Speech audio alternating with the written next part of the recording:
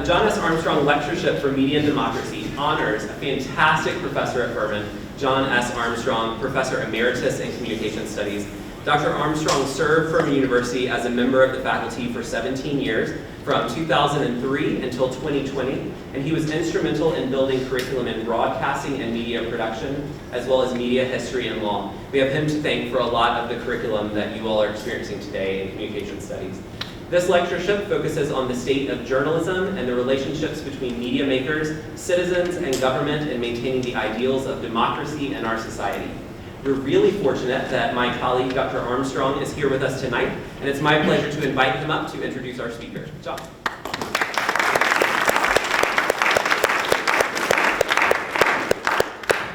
Thank you, and I would also like to thank all the folks in the Comm Studies Department who set up tonight's event, made it possible. I also want to thank Professor MacArthur for his kind words, although he's really giving me a strong sense of imposter syndrome when he says things like that.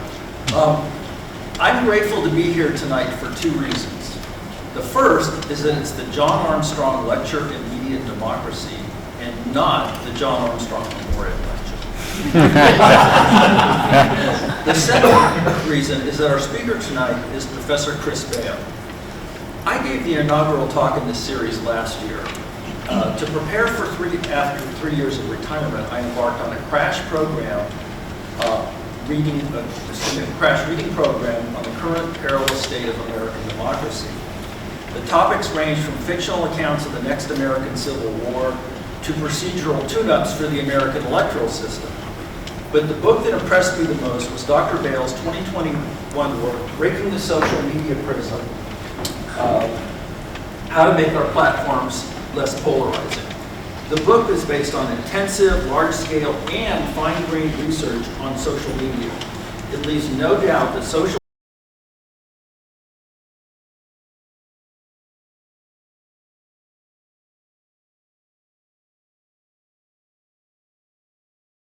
reach of social media's political influence.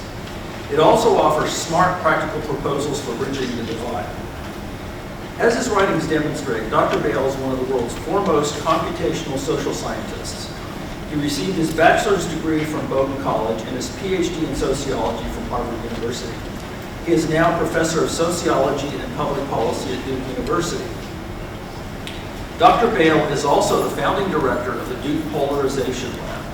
In 2021 and 2022, he served as an academic consultant at a social media site, then known as Twitter. There are many other impressive and relevant elements to Professor Bale's CV, but the longer I speak, the less time we'll have to hear from Professor Bale himself. His presentation tonight is entitled, "The Media That Divide Us. Is Social Media Making Us More Polarized, or Are We the Problem?" He'll be taking questions afterward. Let's welcome Dr. Chris Bale. Thank you.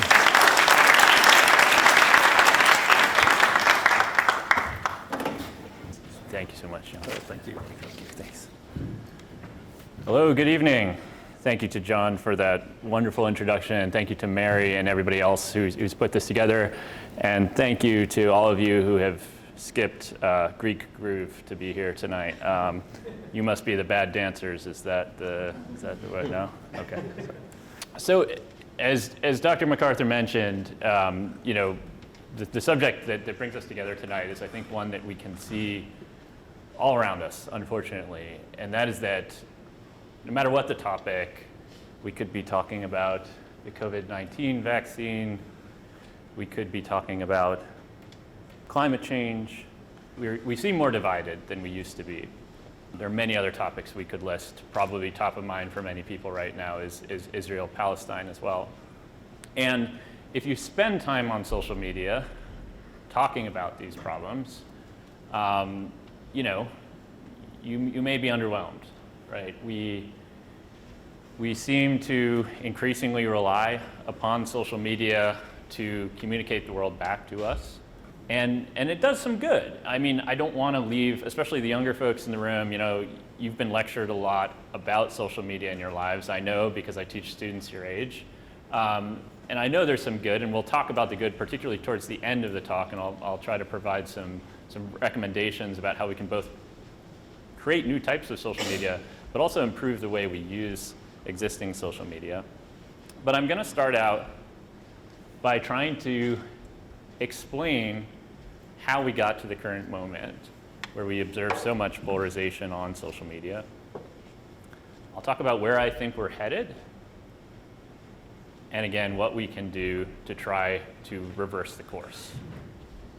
So about 3 years ago, I was part of a team of social scientists. So these are psychologists, sociologists, political scientists from all over the country, from a lot of wonderful schools like Northwestern, Stanford, Harvard, UC San Diego, top people. And they brought us all together to try to diagnose, what was driving polarization. And the thing that sort of stuck out to us most was just how much politics has become about us versus them. So one thing that sort of surprises people is if we look at your issue attitudes, what you think about, say, abortion, what you think about the division of church and state, sort of, perennial issues in American politics, we are actually not that much more divided than we were 40 years ago. That surprises a lot of people. But the thing that has absolutely changed is the extent to which we have started to dislike the other side. So we can ask questions like, imagine your son or daughter were to marry someone from the other political party. How concerned would you be? Or what if someone from the other political party, if you're a Democrat or Republican, or if you're a Republican or Democrat, moved into the house next door to you? How would that make you feel? And there, what we saw somewhere around 2012 is just an extreme uptick. You can see it on this graph here. Really, it's a downtick because what we're doing here is looking at the point where one's appreciation for one's own party began to be dwarfed by one's hatred for the other party. So it's no longer about loving your own party, it's just about hating the other party. And a lot of people, myself included, thought that social media was sort of a main part of the problem here. Now this is a graph of a group of Twitter users, and no matter whether we look at journalists here, or politicians, or pundits, we see a familiar pattern. The blue dots here are Democrats, and the lines between the dots describe people who are following each other on Twitter. And so what we see is Republicans tend to follow Republicans, Democrats tend to follow Democrats. I think we're all pretty familiar now with this narrative. Maybe if you've seen the Netflix documentary, The Social Dilemma, you've seen this story, right? That the key problem is that we are being insulated from opposing views. And this, many people worry, creates a kind of myopia that, we can't identify with the other side. Maybe we're not even hearing what the other side has to say. And if you want to look at this data, you can go to polarizationlab.com, which is the name of our research group at Duke. So I was super convinced that this was the problem. I was a young computational social scientist. Computational social science is a sort of new field that fuses social science with computer science. And all of a sudden, we have the ability to study millions of people, to run large-scale experiments, to do things that social science scientists once thought were impossible. Some people like to say social science finally found its telescope. And so we thought, we can figure this out. We'll get the best minds together, and you're looking at some of them right now, some of the best statisticians at Duke, some of the best computer scientists, some of the best political scientists, and let's design a study that would take people out of their filter bubble, the filter bubble being the name we use to describe this process where we all tend to follow people from the same side. And of course, many people worry that algorithms embedded within social media platforms reinforce that human tendency, right? So if you're a TikTok user and you've seen that sort of scary moment where how did it know that I like this, cartoon, right? I think those of you who use TikTok have probably been impressed by that, right? And so now think that when it learns your political biases, it's going to show you more and more from your own side. So what if we could pop the filter bubble and take people outside of their ideological silo? What would happen? And this is one idea of what might happen. Here we have a Republican and a Democrat, and most of the time we have sort of our tribal political identity on. We are sort of attacking each other. We're hanging out with our own side. But maybe if we started to talk to each other, and there's a lot of good social psychology that suggests when you bring rival groups together in a non-competitive context, and you allow them to humanize each other, to identify with each other, to learn each other's stories, that sometimes this experience can lead people to challenge prejudice and stereotypes that tend to fester in the absence of that kind of intergroup interaction. So, maybe, just maybe, if we're thinking about America as walking along different pathways, protesting different things, maybe if we pop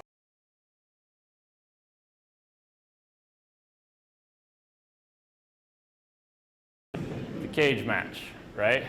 If you listen carefully when I said social psychologists have said this is what should happen, there's a number of important preconditions that, luminary social psychologists like Gordon Allport would have said are necessary for intergroup contact to produce reconciliation and depolarize people. And those are things like a lack of competition, the ability to empathize with each other and humanize each other. And so a really important question is, does social media provide, and social media is kind of a catch-all for a lot of different sites right now, does it provide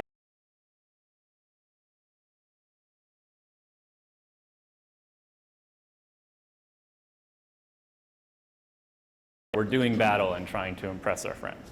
The problem, if you want to study this type of question, is that we all think, or many of us think, and again, myself included, that our social media networks shape our political views, right? So I'm getting that dose of the TikTok algorithm or the Instagram algorithm or the Facebook algorithm that's telling me what I should think, or showing me what all my friends think, and I'm sort of getting the same messages, right? And my opinion's going to evolve that way. But it's also the case that my political views shape my social network. So when you first log on to a network, maybe TikTok's an exception, but if you first log on to, say, Twitter, you start following people, right? And you tend to follow, if you're a liberal, maybe you follow the New York Times. If you're a conservative, maybe you follow Fox News. And so if we want to figure out whether social media networks are influencing our political views with data, we need to be really aware of the possibility that it could be what we're seeing as our political views shaping our social media networks and not the other way around. So a classic kind of correlation is not causation situation. And so for anybody who's had sort of social science research methods, what do we do when we can't distinguish correlation from causation? We need to do an experiment. And so in 2017, our Duke Polarization Lab did what we think is a first of its kind experiment.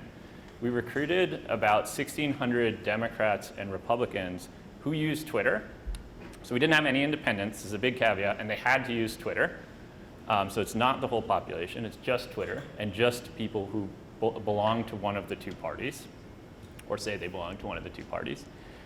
We asked them a bunch of questions about their views on a lot of different issues.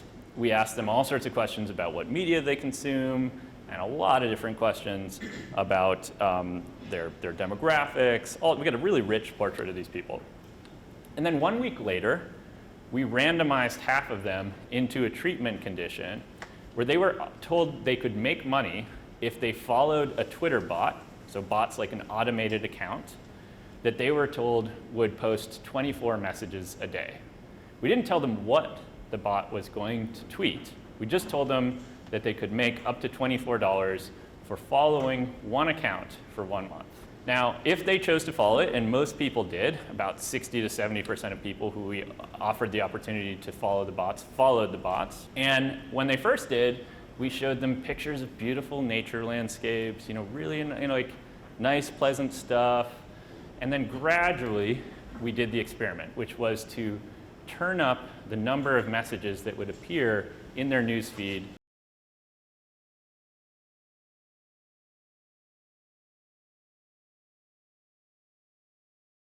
Republican news organizations, Republican pundits. And if you were a Republican, vice versa, you would begin to see Democrats, like at this time, we're 1 year after the 2016 presidential election, so you'd see a lot of, Hillary Clinton and folks on the left, or advocacy groups like Planned Parenthood, right?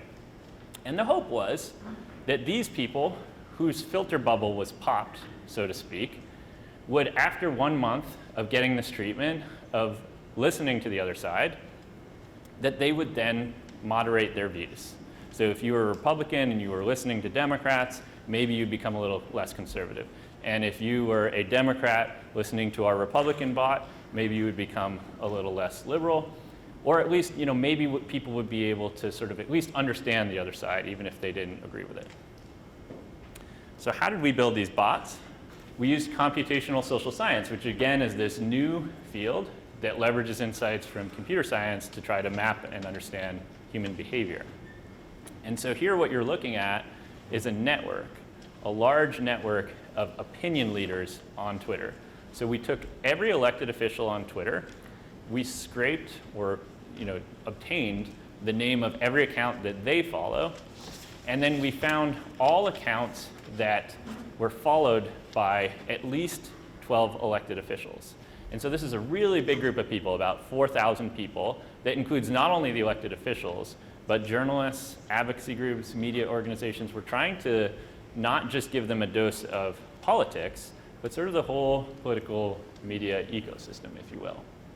And basically, once we had this big network, we used a bunch of fancy machine learning methods to classify people as either liberal or conservative based on patterns in the type of people who they tend to follow. So if you're a liberal and you follow all liberals, we're gonna give you a strong liberal score. If you're a Republican and you follow some Democrats, then you'd get, but mostly Republicans, then you'd get sort of a weak Republican score on our ideological continuum here. Then every hour, our bots, which were running on a server, would randomly draw one of these accounts, and if that account had tweeted in the last hour, it would retweet it. So we didn't do anything to intervene to determine what types of messages people would see. We only sort of disrupted the connections, right? We gave them new connections that they probably wouldn't have otherwise had. So I want you to imagine yourself, how many people use Twitter here? Probably, or now X, I guess I have to call it. At least a few, mostly older folks, okay.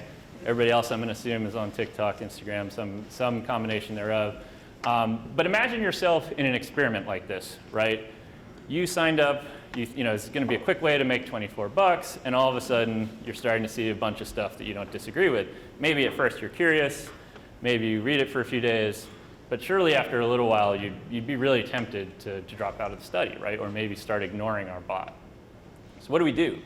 Because if people ignore our bot, and then we go to subtract the difference in the outcomes for the experimental condition from the control condition, they could look exactly the same if the treatment condition didn't get treated. So how do we know that the people who are supposed to see the other side saw the other side's tweets? Cute animals. So once a day, our bots retweeted one of these truly exquisitely adorable creatures. And at the end of each week, we asked people whether they could identify the cute animal that we had been tweeting. So we did this because we wanted to be able to measure not only whether they were looking at our tweets, but how often they did. So when I show you the results of the study on the next slide, you'll be able to see the effects of following the other side according to the amount of dosage that you got. So on the left side, we're looking at Democrats, and these are people who just joined the study and agreed to follow the bot, regardless of whether they could identify all the cute animals. And these are people who could identify all of the cute animals. Now, we're measuring how their responses change on a bunch of questions about their ideology. So race and policing, climate change, size of government, about 10 different issues. And we measured it at the beginning of the month and the end of the month. And what you're seeing here is whether they became more liberal or more conservative if they were in the study's experimental condition. So if they move to the left, they're becoming more liberal, and if they move to the right, they're becoming more conservative.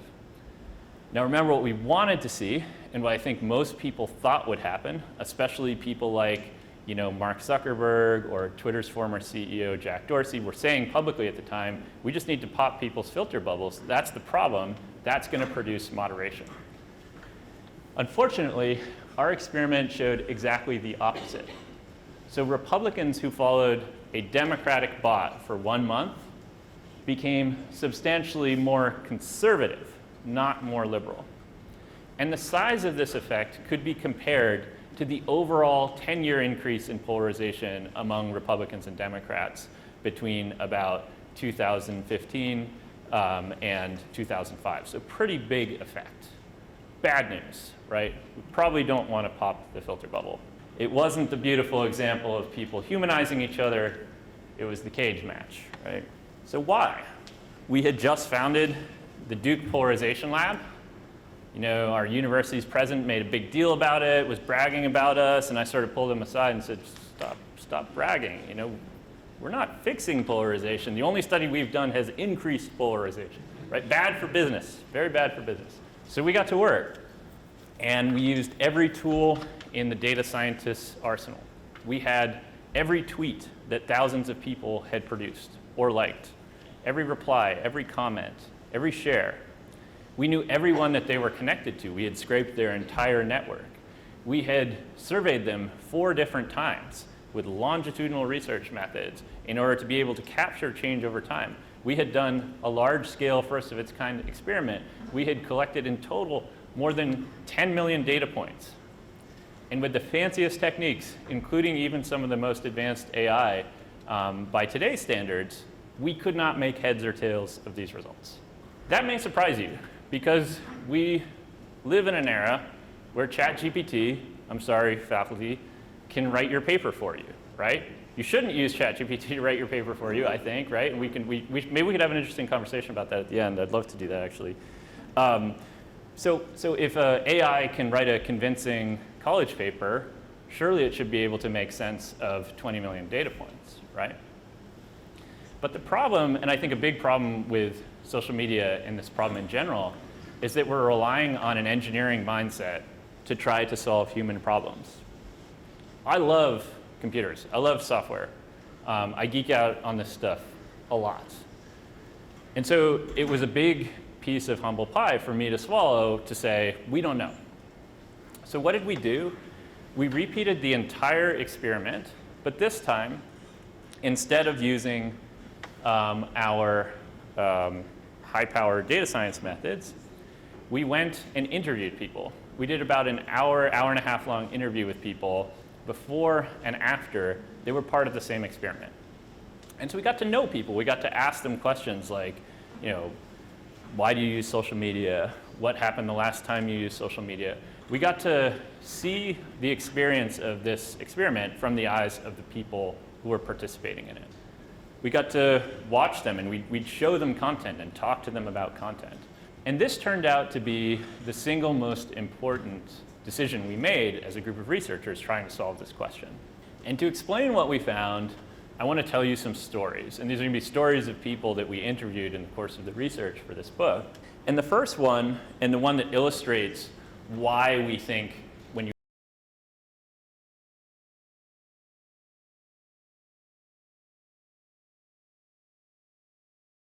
call Patty. And Patty lives on a farm in upstate New York that looks somewhat like this. She's a 63-year-old woman. And you know, with all our respondents, we asked the same first few questions. We said, you know, how did you first start using social media? She's 63, right? So it's a little new for her, right? Like these are your parents or maybe your grandparents if you're students, right? Or maybe some of the faculty are 63. I don't know. We'll see. Yeah. Most people don't go to social media to share their political opinions. I do. Probably many of you do. But we're all weirdos. Most people use social media to follow sports, to follow video games, to connect with local businesses. And so Patty, like most people, when we asked her, what do you use social media for? She's like, I like to follow my favorite TV shows. I like to follow brands. You know, that's what I do.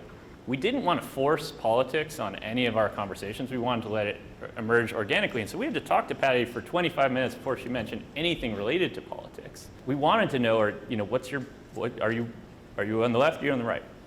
And all she would tell us was, well, you know, I don't really like Fox News. You know, they seem angry and sort of mean, but also don't like CNN. They really seem biased to me. And so she seemed, you know, it's hard to place her. When we finally asked her, who did you vote for? She said she sort of reluctantly voted for Democrats. But she had many views that were in line with the populism that was insurgent within the Republican Party at the time. Things like she believed immigrants represent a cultural threat to the United States. She believed government taxed too much. She believed that undeserving people were being rewarded, whereas hardworking people like her and her husband were not. And so when I looked through all of the candidates, who to look at first when we got the data from this experiment, I went straight to Patty. Because I thought that when we started to show Patty Republican tweets, right, that were about things like immigrants being very often, especially at this time, 2017, this is when we were having a big national conversation about violence at the US-Mexico border, I thought that she was actually going to come to appreciate the Republican message. And so much of the media coverage of this period in American history says, here's what happened. You know, Obama, Clinton before him, the first Bush, left a lot of people behind. And America is a very unequal place. And these people who are isolated and lonely and lack status, they were vulnerable to a message that said, tear it all down. And so if you ask me who among all the dozens of people we interviewed who was most likely to be sort of seduced by this narrative, I would have said Patty. Instead, I was wrong again. You'll notice there's a theme here. I'm wrong a lot. Patty did what everybody else did. She became more partisan. By the end of the month, where she was following the Republican bot, she was not only talking about politics for the first time on social media, but arguing about politics. And she was not only arguing about issues that she might have cared about that were consistent with her views, she was even taking liberal positions on immigration, just within 1 month. So what happened? You know, we like to think, I think in its best form, that social media could be a competition of ideas, right? That the cool thing about social media is anybody can put their argument out there, right? And that should create the conditions where ideas can compete for legitimacy, right? And that the best ideas should somehow rise to the top. And maybe, if you believe in the power of democratic deliberation, like so many great theorists of democracy did, that social media should facilitate this kind of competition of ideas. But I don't think social media creates a competition of ideas. I think it creates a competition of identities. Remember that first graph I showed you, us versus them. Here's the story that we often hear. If I see some new information, it diversifies my information environment, I then become introspective. Yeah, why do I think that way? They got some good points, right? And then I change my mind, and then I become depolarized, right? That's the story we all want to see, I think, especially people in Silicon Valley. But what we see happening is something quite different. When I see people who don't agree with me, it's not that I start to, think deeply about ideas. I see a war going on, and I realize that I have to pick a side. And even worse, that I have to learn to defend my side. And so this outgroup exposure doesn't make me more moderate. It increases the salience of my identity, especially for people who don't have a strong identity to begin with, like Patty, and they actually develop an elaborated defense of that identity. They actually become more polarized. Social scientists have an interesting theory about how things like this happen, and it's called social learning. And the idea here, which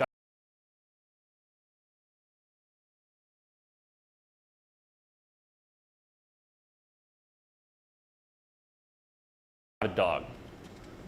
You take your dog to the park, right? They're having a great time, right? Maybe there's some other dogs, but they're happy no matter what the other dogs think, right? You walk into a high school cafeteria and it's just an anxiety party, right? Like we're all just constantly wondering. I'm wondering right now, what do you all think of my research, right? And nobody's thrown tomatoes yet, so I know that I'm at least doing a decent job, right? So let's think about what social media does to that human instinct to learn what other people think about us. If you watch a young child, right? Have you ever seen a young child play peekaboo?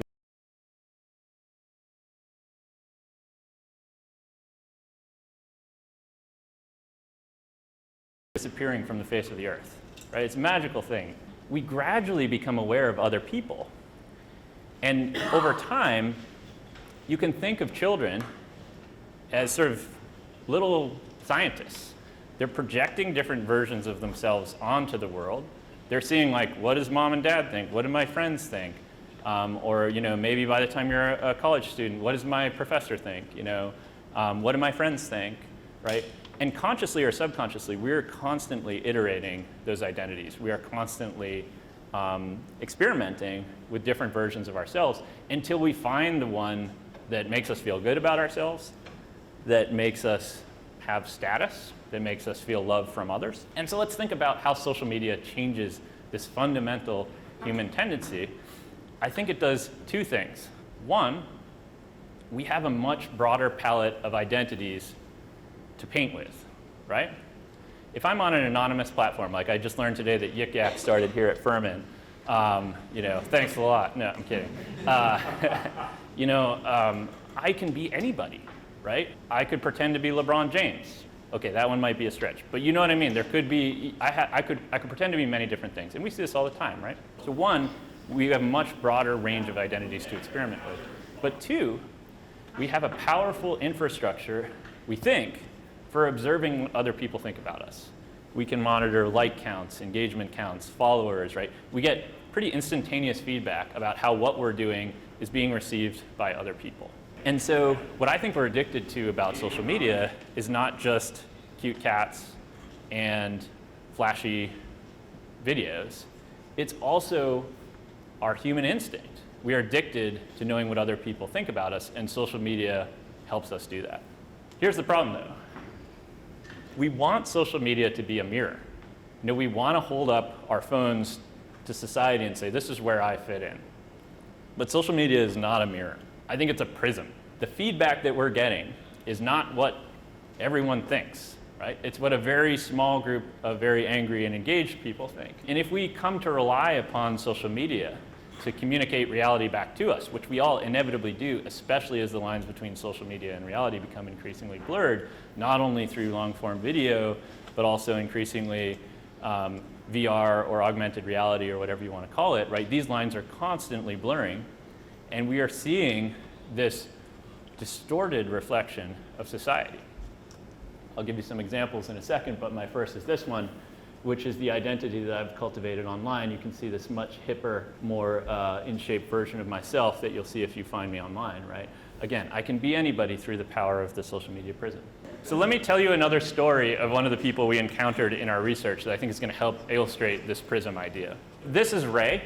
Right? Yeah, so louder. Ray is like the nicest guy you'll meet. Like when we first met him, hey, how you doing? It's so nice to meet you. We get to talking to him, and he's like, yeah, that's social media stuff. Everybody's so mean. Like, I'm not like that. I just, I do my own, I'm like, I don't see race. I see the person. I never talk about politics. It's too divisive, right? And we get to the end of this interview, and I'm like, we found the one nice person on the internet.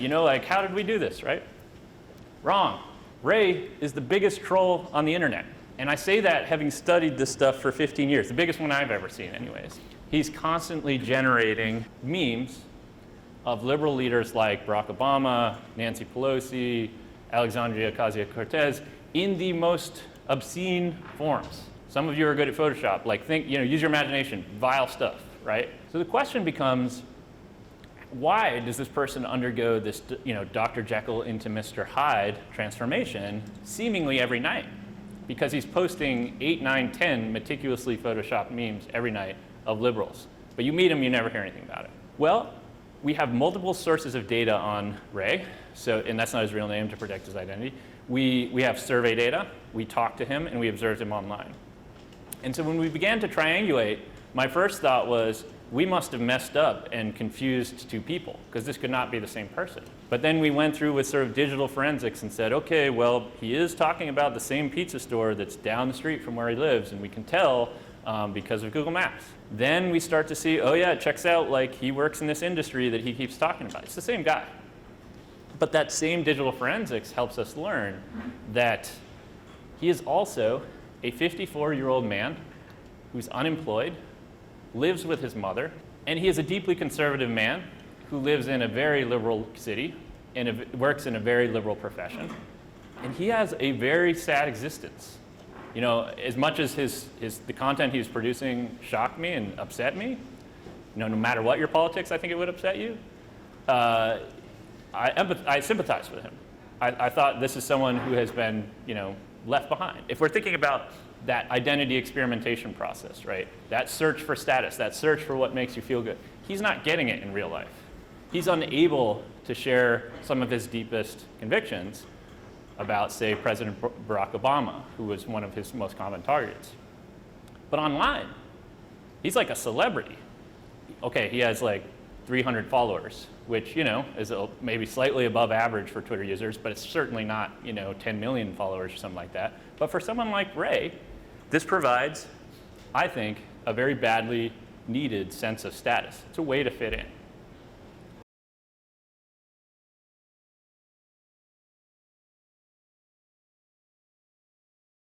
That we met and the person that we see are very different. Let's look at another example. So of all Twitter users, prolific political tweeters like Ray make up 6% of them. But that 6% of people account for 73% of all tweets. And if we look at the political ideologies of that 6% of people, they tend to either be way to the left or way to the right. And by the way, I'm beating up a little bit on a conservative here, but if you read my book, you'll see examples of liberals, extremists, also isolated, also living in deep red parts of the country as well. So the problem is this 6% of people who are generating 3/4 of our tweets, at least back in 2018, are the most partisan people in the country.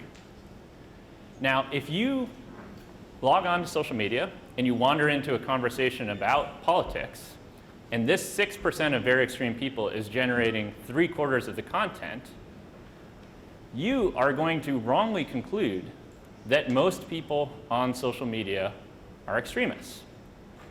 Through the power of the social media prism, or a distortion if you like, you are going to confuse extremists with moderates from the other side. And for my money, that's the single most damaging thing that social media does, is increase the gap between social media and reality. Now you may be saying, okay, this is just one guy. Maybe, I don't know, you have an uncle who does that. It's about to be Thanksgiving, right? Like we all have some difficult conversations at Thanksgiving, many of us, right?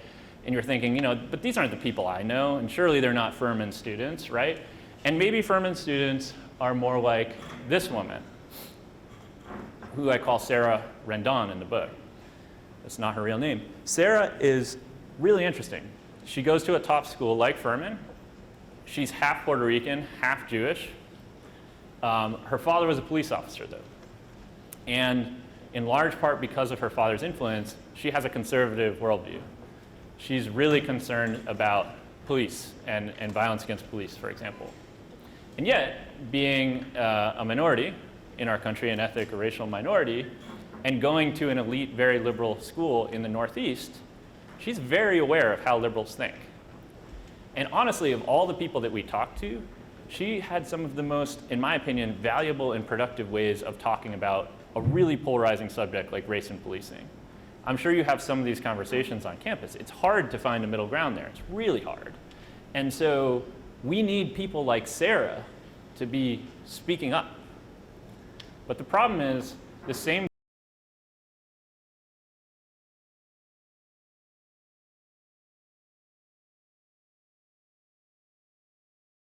Sarah answered the question that we asked all the people we talked to, which is, what happened the last time you were on social media? First question we asked them. She says, well, I haven't been on social media for a month. I said, well, why? And she says, well, I was up late. It was, 10 p.m. And I was scrolling through Twitter, as I often do before I go to bed. And there was a post from the NRA, the National Rifle Association, that came through, and it said something fairly innocuous in the landscape of America's argument about guns. It was something like, it's everybody's right to own a gun. Now, you may not agree with that statement, but I think you'd agree, in the landscape of our gun debate, that's not a pretty extreme position. She saw that a bunch of liberals were sort of attacking the message, and she wanted to sort of articulate her more moderate view, which was like, hey, my husband owns a gun. He goes to a shooting range. He has a license. He's careful. He uses it to protect our family. I just wanted to speak my mind about this, right? Within 2 minutes, she had 2 notifications on her phone. One was from someone who said, and I quote, "I hope your children find your husband's gun and shoot you." She told us other stories of other times where she articulated a moderate view and, for example, discovered that the woman she was arguing with was a breast cancer survivor, and she reached out to her in an attempt at empathy and human connection and said, hey, I know we're having an argument, but I saw you had breast cancer. I myself had breast cancer. I just wanted to know, I'm glad you made it. One sentence reply, I hope you die, right? This is unfortunately the most common story. If we look, like the Pew Research Center has done in many surveys, and we ask people, what's the most common reason people get harassed online? It's for articulating your political views. So why are the moderates missing? It's because moderates like Sarah have no reason to wade into a debate where their children get threatened. She has a good life, by the way. She has 2 kids, she has a great job, which, by the way, could also be compromised by talking about politics. It's all risk, no reward. Whereas for Ray, it's all reward, no risk, right? So we've created these perverse incentives where the reality of social media, and we can look at this with survey data, and we've done this. We've meticulously surveyed social media users and asked, what are your politics? How often do you tweet? We look at what they tweet, and this is what we see. The vast majority of social media users are moderates. If we have a continuum here that ranges from extreme to extreme, and here we have the size of that population, most of them pretty moderate. But who do we see? We see the tail ends of this distribution, right? So what do we do? And in the last few minutes here, I want to offer some solutions that we've tried to develop in the Duke Polarization Lab. The first is new algorithms. So, we all know the story of algorithms pretty well by now, I think. Or at least a common story is one that probably motivates that guy Ray, right? And maybe you've seen this yourself. If you make an angry reply to an angry message, there's going to be a multiplier effect there, right? It tends to spread. Engagement begets engagement, even if it's negative engagement, right? And that could be great if you were, say, celebrating Furman's recent athletic victory over, who's your rival? Sorry, I got to do my research next time. Right? Think that that's great, right? But that's not what happens with politics, right? You have, an extremist says something crazy, then someone on the other side gets really angry, shares it with all their friends, they get really angry, right? And inadvertently, those people who are trying to condemn and discredit the message are inadvertently elevating the message through the power of these algorithms, which were designed to reward engagement for the purposes of virality, right? We're all supposed to go viral. That's the optimization that's built into the guts of most social media platforms. But it doesn't have to be that way. We can optimize for other things. So for example, we could optimize for consensus. So instead of elevating tweets that get a lot of engagement, which tends to reward extremists like Ray, we could upvote or boost algorithmically posts that get engagement from different types of people. So imagine, let's say a really partisan issue right now, right? Like Israel and Hamas. Everybody's wondering where's the middle ground there, right? And if your experience with social media is like mine, you're seeing like extremes, right? Now imagine if instead of entering into your social media experience and you see those 2 extremes, you see whatever people who have different views are agreeing on, right? It's awful that a child died. It's wonderful that someone called their neighbor to say they were thinking about them in Palestine when they were in Israel, right? And these types of examples, right? And in our country, it could be things like our gun control debate, right? A lot of people don't know there's a lot of bipartisan agreement on issues like background checks for handguns, right? But we would never know it by looking on social media. So let's elevate the consensus stuff. So in the Duke Polarization Lab, one thing that's a little unusual is we build technology. We try to prototype new tools that you can use in tandem with social media and also new social media platforms themselves in order to provide a proof of concept for how you can do this. So these tools no longer work because of one Mr. Elon Musk, who stopped sharing data with researchers like me about 2 months ago. But back then, we could rank opinion leaders, like the ones that we used in our bots, according to how much they get positive reactions from people on both sides. Then we can build bots that retweet those messages boosting the messages that are getting consensus across partisan lines instead of those that are at the extremes, right? We did some stuff with CNN. We got a bunch of eyeballs on it. We had 80,000 users. Pretty good. But in the landscape of social media, right, where we're talking about 320 million people who use Twitter, give or take, that's a drop in the bucket. So what do? Well, it turns out you can take these things and you can go into social media companies and say, now you try it. And before Elon Musk, we were able to do this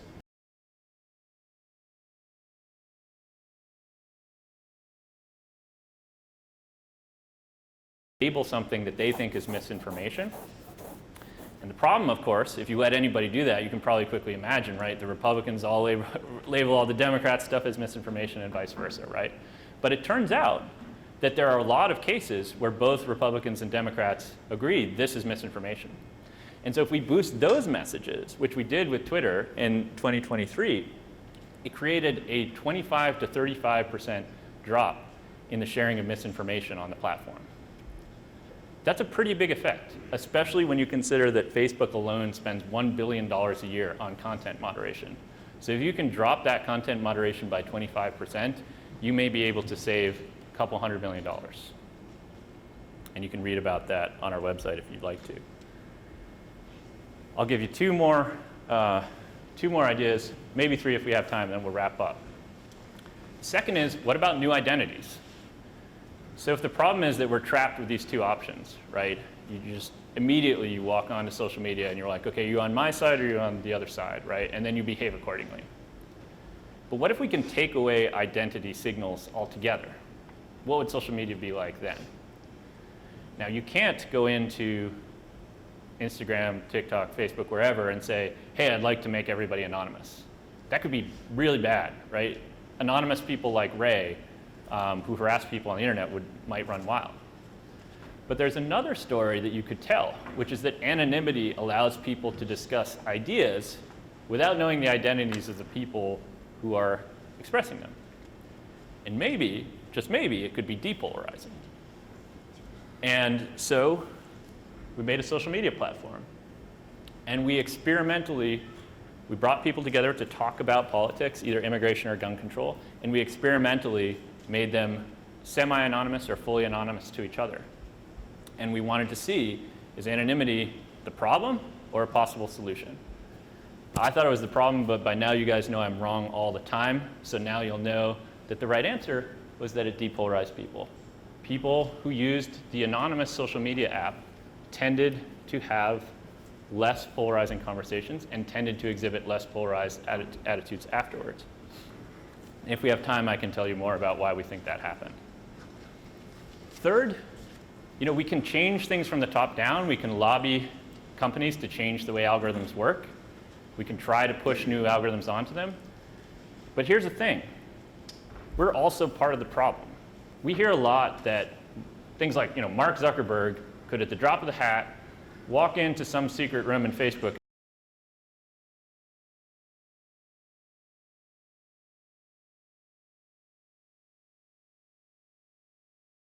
do three things and then we'd all be happy again, right? But really, I think we were polarized before social media, right? And I think there were many reasons, different reasons we're polarized.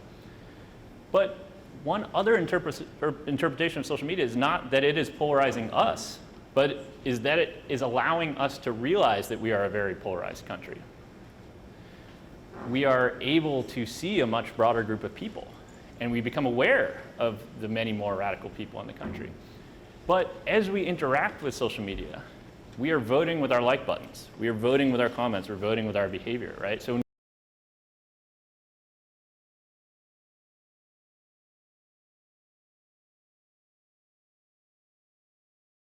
right? When we might want to do exactly the opposite. And so another set of tools we built on the Depolarization Lab tries to help people become more reflective social media users, learn to avoid trolls and extremists, but also learn how the messages that you produce look like to other people. What do you look like through the social media prism? These are the tools that we're trying to produce and get out there to help people become more aware of how their behavior contributes to the bigger problem. I want to tell you about a study that we just published last week. What if AI can help?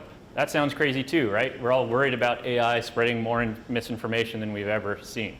I'm worried about that. I spend a lot of time working with companies like Google, Facebook, Twitter. I've seen what these tools can do.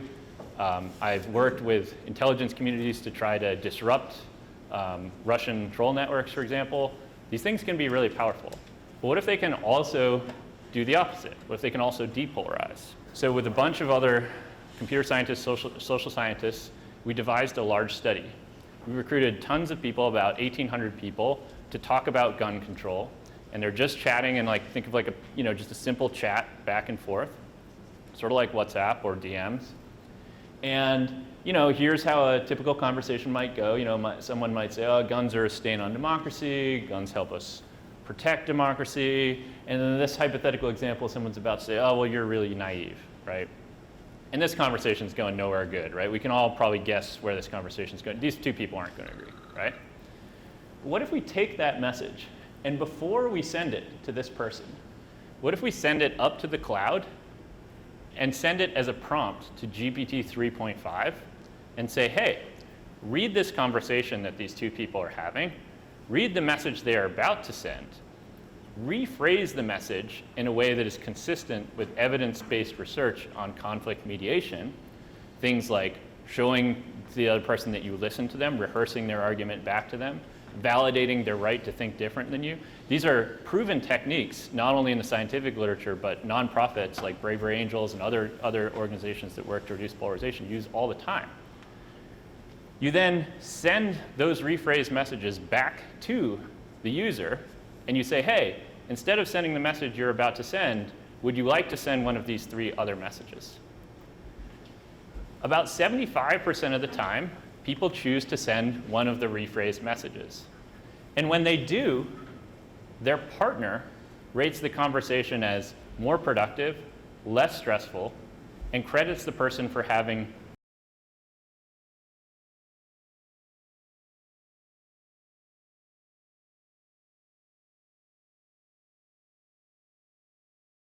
engineer anybody's opinions.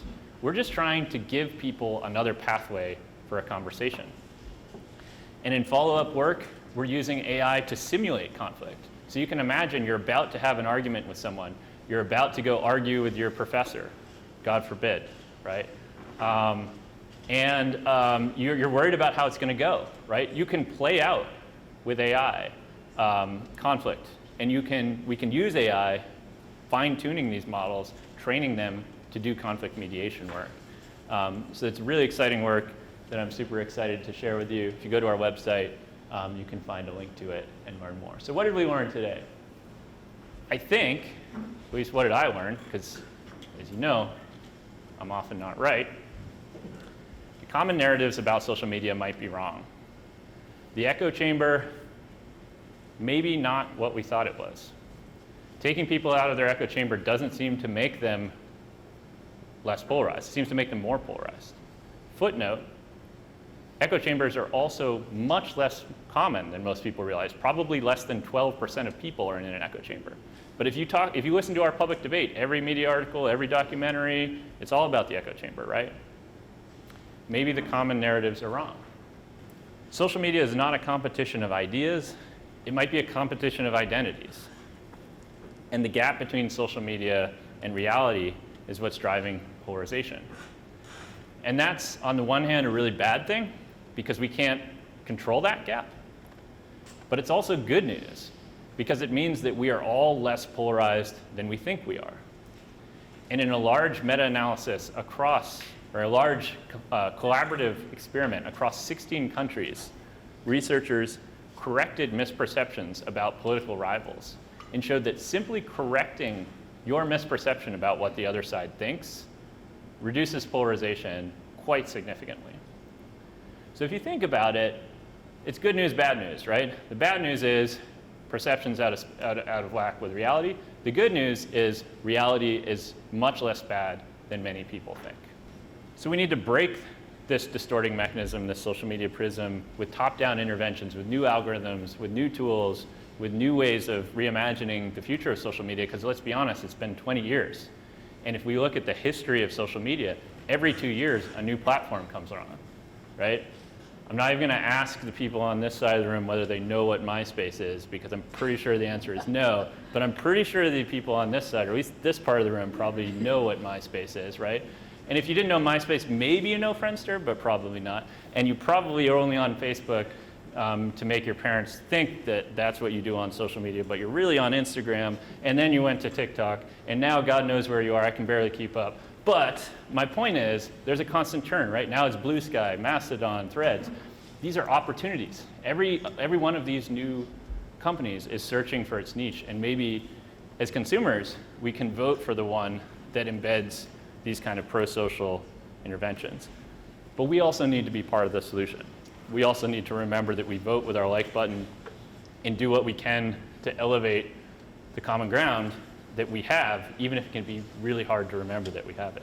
And maybe public interest technology, like the kind that we build, and many other groups around the country, by the way, build, can help reverse the course. So you can check out these tools on polarizationlab.com, and you can get a hold of me or learn about much of the research I discussed today on polarizationlab.com or any of the many social media sites that I try to use. Thank you so much, and again, it's an honor to be here. Thanks to John, thanks to Mary, thanks to all of you for coming. Thank you. Look forward to